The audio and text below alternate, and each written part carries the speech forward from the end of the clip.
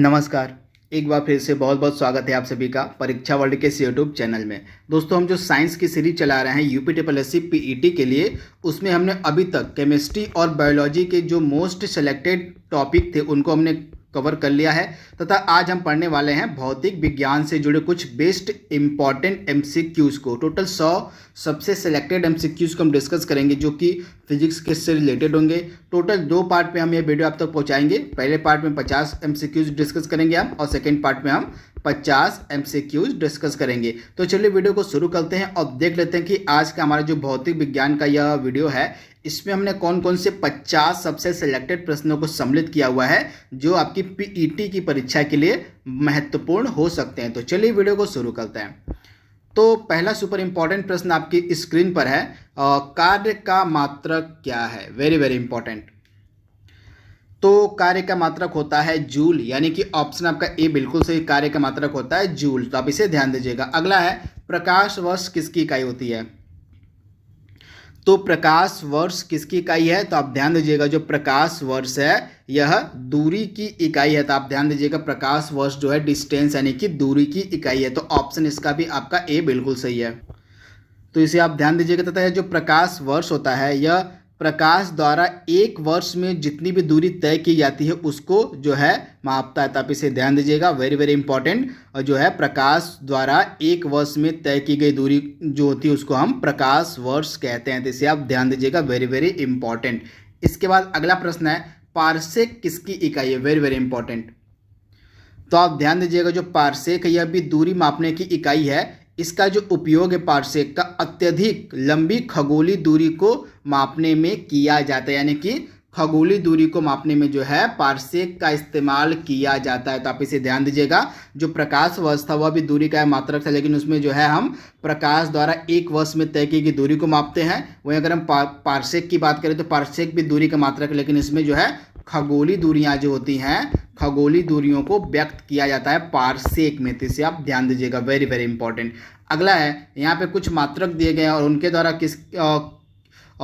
द्वारा जो है मूल राशियां दी गई हैं। मतलब इस मात्रक का उपयोग किस लिए किया जाता है यह दिया गया है। तो आपको बताना है कि इसमें से कौन सा सुमेलित नहीं है। तो आइए देख लेते हैं, जो डेसिबल है, डेसिबल का इस्तेमाल किसमें किया जाता है? तो डेसिबल का जो इस्तेमाल है ध्वनि की तीव्रता मापने में किया जाता है। तो आप इसे ध्यान दीजिएगा, बिल्कुल सही दिया गया है। उसके बाद अश्व शक्ति यानी कि हॉर्स पावर का इस्तेमाल हम किस में कहते हैं? और यह हॉर्स पावर जो है शक्ति यानी कि पावर की इकाई है, इसे आप ध्यान दीजिएगा। उसके बाद समुद्री मील जो होती है भी दूरी की इकाई, आप ध्यान दीजिएगा, समुद्री मील जो होती है यह दूरी की इकाई होती है, यानी कि जो नौ संचालन की दूरी होती है उसको हम समुद्री मील में मापते हैं। तो इसे आप ध्यान दीजिएगा। इसके बाद सेल्सियस जो होता है उष्मा की इकाई, जो कि बिल्कुल गलत है। सेल्सियस के द्वारा जो है टेम्परेचर यानी कि ताप को मापा जाता है। तो इसे आप ध्यान दीजिएगा, टेम्परेचर को मापते हैं किस में? तो टेम्परेचर को हम मापते हैं सेल्सियस में। तो आप इसे ध्यान दीजिएगा। इसके बाद अगला इंपॉर्टेंट प्रश्न हमारे यहाँ पे है, ल्यूमेन किसका मात्रक है? Very very important. तो ल्यूमेन आपका किसका मात्रक है? तो जो ल्यूमेन है यह आपको मात्रक मिलेगा ज्योति फ्लक्स का। किसका? तो ज्योति फ्लक्स का मात्रक है ल्यूमेन, यानी कि ऑप्शन आपका बी बिल्कुल सही है। अगला प्रश्न हमारा है, कैंडेला किसका मात्रक है? तो कैंडेला जो है मात्रक है ज्योति तीव्रता का, यानी कि ऑप्शन आपका डी बिल्कुल सही है। कैंडेला जो है यह ज्योति तीव्रता का मात्रक है। तो ऑप्शन आपका डी बिल्कुल सही है। इसके बाद अगला प्रश्न हमारा है, अदिश और सदिश राशियों का ये 2 प्रश्न है, यह बार बार एग्जाम में पूछे आते हैं, तो इनको आइए देख लेते हैं। तो अदिश राशि इसमें से कौन सी है आपको बताना है, वेरी वेरी इंपॉर्टेंट प्रश्न। तो दिए गए ऑप्शंस में से अदिश राशि कौन सी इसमें से है? तो ऊर्जा। आप ध्यान दीजिएगा, ऊर्जा जो है इसमें से है वह क्या है? तो एक अदिश राशि है। तो ऑप्शन अब जो आपका ए है बिल्कुल सही होगा, जो ऊर्जा है यह एक अदिश राशि है। अब एक चीज आप ध्यान दीजिएगा, अदिश राशियां होती क्या है यह भी आपको पता होना चाहिए। तो ऐसी भौतिक राशियां, आप ध्यान दीजिएगा, ऐसी भौतिक राशियां जिनमें सिर्फ परिमाण होता है लेकिन उनमें दिशा नहीं होती है। तो आप इसे ध्यान दीजिएगा, अदिश राशियों में बस परिमाण होता है। क्या होता है? तो परिमाण होता है, इसमें परिमाण होता है लेकिन इसमें दिशा जो है, डायरेक्शन जो है नहीं होता है। तो इस प्रकार की राशियों को हम क्या कहते हैं? तो इस प्रकार की राशियों को हम कहते हैं अदिश राशियां। तो इसे आप याद रखिएगा। ऊर्जा के अलावा कौन कौन सी अदिश राशियां हैं आप ध्यान दीजिएगा। ऊर्जा के अलावा जो है दूरी हो गया, 2 बिंदुओं के बीच की दूरी हो गई। उसके अलावा आपका हो गया द्रव्यमान हो गया, द्रव्यमान हो गया, यह भी अदिश राशि है। द्रव्यमान के अलावा तापमान, समय, चाल, विद्युत धारा, प्रेशर यानी कि दाब, ये सभी जो है आपकी अदिश राशियाँ थी। इनके बारे में आपको याद रखना है। अगला प्रश्न हमारे यहाँ पे है, निम्नलिखित में से कौन सी सदिश राशि है? Very very important. तो दिए गए ऑप्शंस में से इसमें से सदिश राशि कौन सी है? तो दिए गए ऑप्शंस में से जो वेग है यह आपका सदिश राशि, यानी कि ऑप्शन ए इसका बिल्कुल सही है। तथा जो सदिश राशियाँ होती है इसमें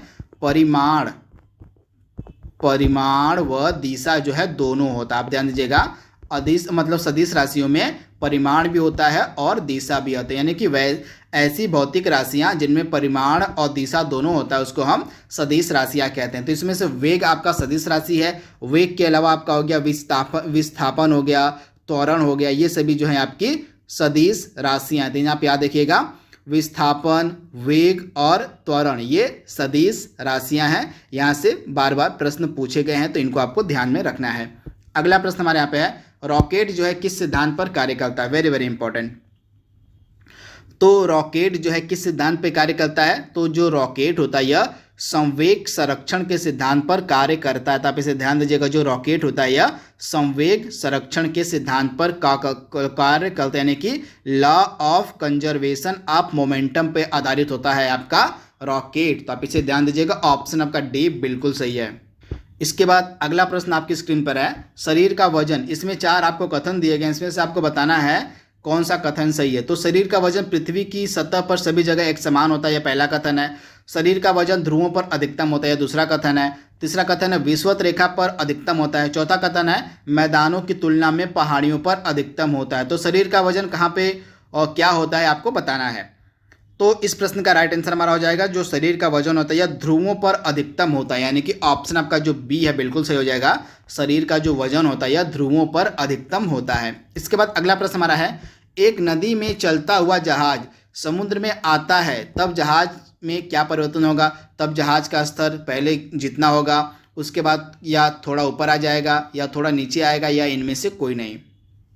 तो आप ध्यान दीजिएगा, एक नदी में चलता हुआ जहाज जब वह समुद्र में जाता है तो तब जहाज जो होता है वह थोड़ा सा ऊपर आ जाता है। क्या हो जाता है? तो जो जहाज होता है वह थोड़ा सा ऊपर आएगा। तो ऑप्शन आपका जो बी है बिल्कुल सही हो जाएगा।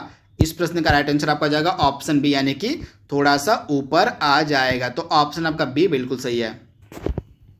अगला प्रश्न हमारा यहाँ पे है, और पानी का जो घनत्व होता है वह अधिकतम कब होता है?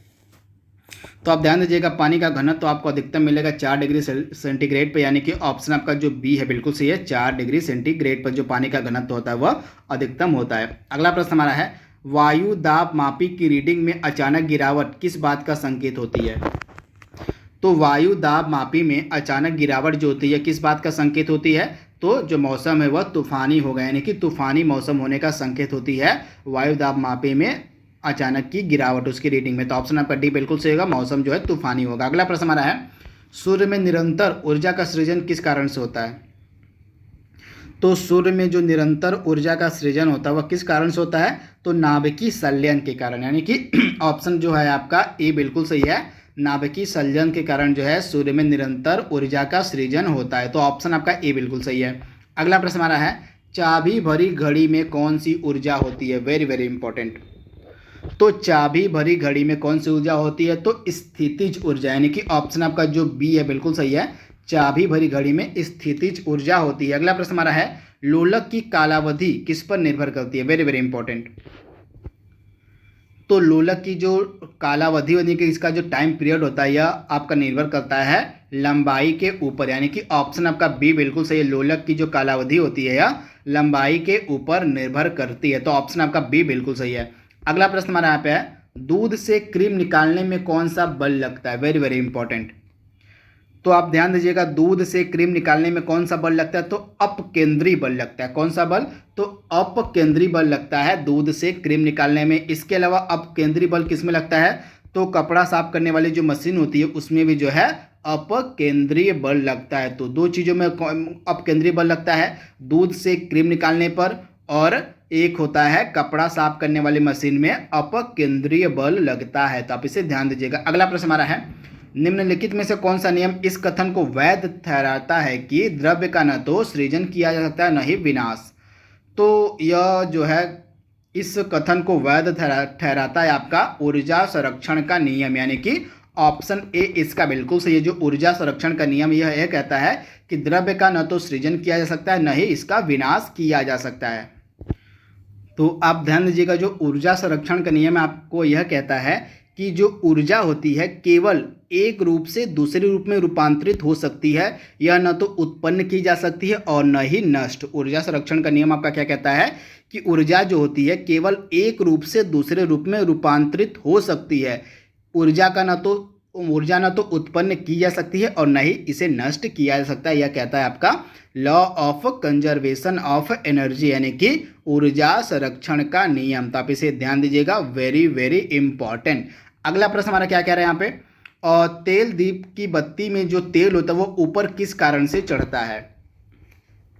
तो तेल दीप की बत्ती में जो तेल होता है वह कोशिका क्रिया के कारण वापस चलता है, मतलब ऊपर चढ़ता है, यानी कि ऑप्शन आपका बी बिल्कुल सही है, कोशिका क्रिया के कारण ऊपर चढ़ता है तेल। अगला है श्यानता की इकाई क्या है। तो श्यानता की इकाई होती है पॉइज, यानी कि ऑप्शन आपका ए बिल्कुल सही है, पॉइज। अगला प्रश्न हमारे यहाँ पे है, अवश्रव्य तरंगों की आवृत्ति कितनी होती है। Very very important. तो अवश्रव्य तरंगों की आवृत्ति कितनी होती है, तो आप ध्यान दीजिएगा, अवश्रव्य तरंगों की जो आवृत्ति होती है वो होती है 20 हर्ट्ज से कम, यानी कि ऑप्शन आपका ए बिल्कुल सही है।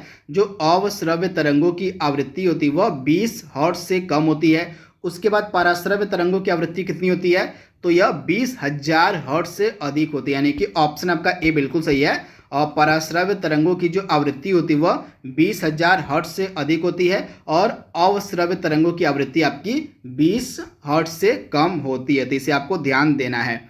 इसके बाद अगला प्रश्न हमारे यहाँ पे क्या कह रहा है, और जो श्रव्य तरंगे होती है जिनको हमारा कान सुन सकता है उनकी आवृत्ति कितनी होती है। तो आप ध्यान दीजिएगा, उनकी आवृत्ति होती है 20 हर्ट्ज से लेके 20,000 हर्ट्ज के मध्य, यानी कि ऑप्शन आपका ए बिल्कुल सही है। श्रव्य तरंगों की जो आवृत्ति होती है वो होती है 20 हर्ट्ज से लेकर 20,000 हर्ट्ज तक। तो आप इसे ध्यान दीजिएगा। अगला प्रश्न हमारा है, केल्विन मान में जो है मानव शरीर का तापमान कितना होता है।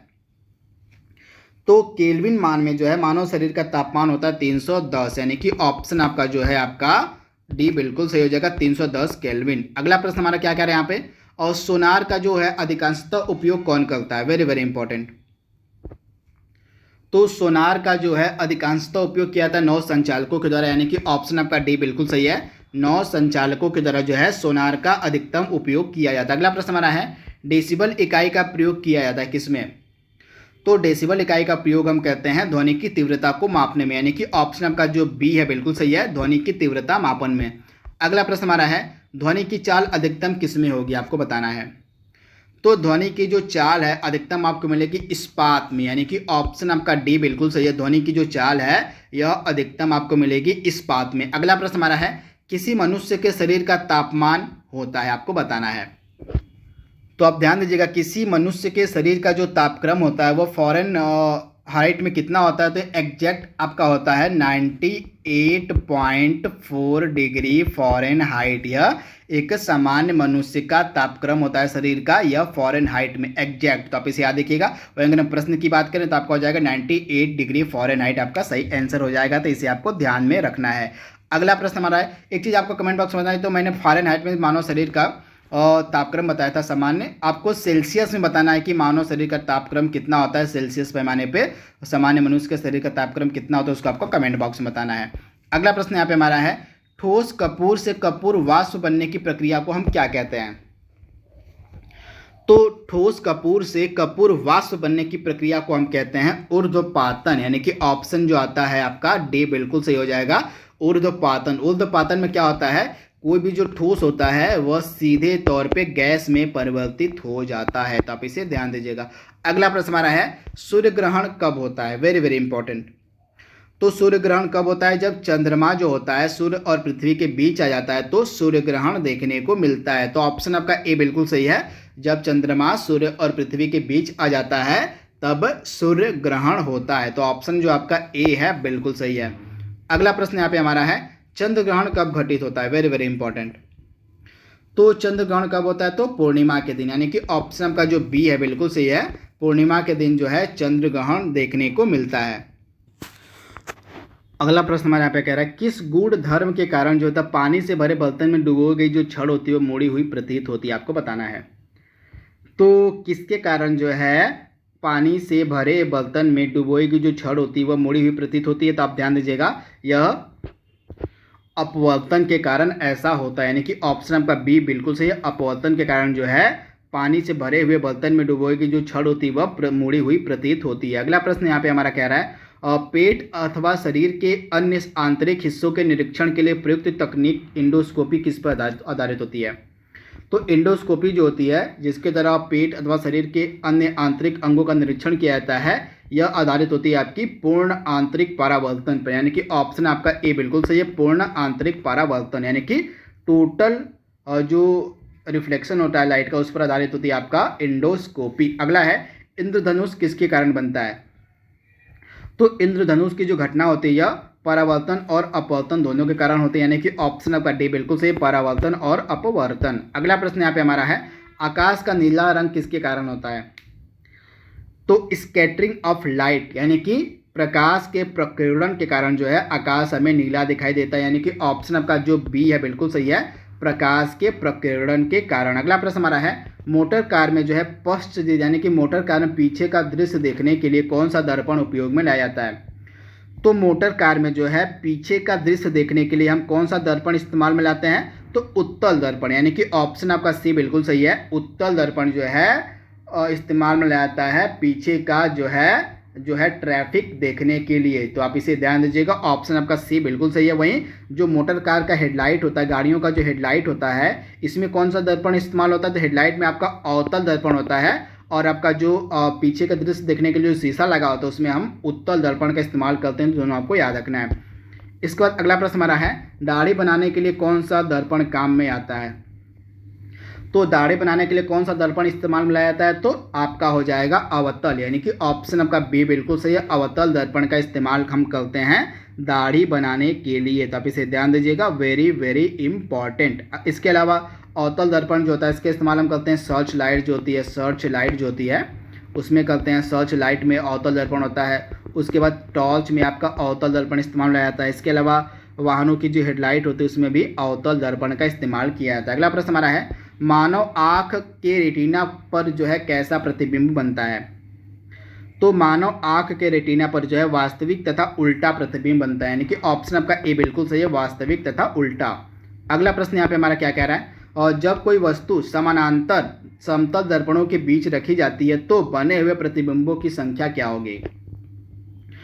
तो जब कोई वस्तु समानांतर समतल दर्पणों के बीच रखी जाती है तो बने हुए प्रतिबिंबों की संख्या होती है अनंत, यानी कि ऑप्शन आपका डी बिल्कुल सही है, अनंत। अगला प्रश्न हमारा है हवा में मतलब पानी में हवा का बुलबुला कैसे मतलब वैसे ही काम करता है जैसे, आपको बताना है उत्तल दर्पण या उत्तल लेंस या अवतल दर्पण या अवतल लेंस। तो आप ध्यान दीजिएगा, पानी में हवा का बुलबुला वैसे ही काम करता है जैसे अवतल लेंस काम करता है, यानी कि ऑप्शन आपका डी बिल्कुल सही है। अगला प्रश्न यहाँ पे हमारा है धूप के चश्मे की जो क्षमता होती है कितनी होती है? तो धूप के चश्मे की क्षमता होती है 0 डायोप्टर, यानी कि ऑप्शन ए इसका बिल्कुल सही है, 0 डायोप्टर। अगला प्रश्न हमारा है 3 मूल रंग कौन कौन से होते हैं, आपको बताना है। तो 3 मूल रंग कौन कौन से होते हैं? तो नीला हो गया आपका, हरा हो गया और लाल, यानी कि ऑप्शन आपका क्या हो जाएगा? नीला, हरा, लाल, यानी कि ऑप्शन आपका सी बिल्कुल हो जाएगा, सही हो जाएगा। नीला, हरा और लाल जो होते हैं ये 3 मूल रंग होते हैं। तो आप इसे ध्यान दीजिएगा, वेरी वेरी इंपॉर्टेंट। इसके बाद अगला इंपॉर्टेंट प्रश्न आपकी स्क्रीन पर है और सबसे कम तरंग दैर्ध्य यानी कि वेव लेंथ वाला प्रकाश कौन सा है? तो सबसे कम वेव लेंथ वाला प्रकाश इसमें से मिलेगा आपको बैगनी, यानी कि ऑप्शन आपका बी बिल्कुल से, जो बैगनी होता है इसकी जो वेव लेंथ होती है यह बहुत ही कम होती है। तो आप इसे ध्यान दीजिएगा, काफ़ी इंपॉर्टेंट यह प्रश्न है। तो राइट आंसर आपका क्या हो जाएगा? जो है बैगनी। वहीं सबसे ज़्यादा जो वेव लेंथ होती है वो लाल रंग की होती है। अगला प्रश्न हमारा है यहाँ पे और कैमरे में किस प्रकार के लेंस का उपयोग किया जाता है? Very very important.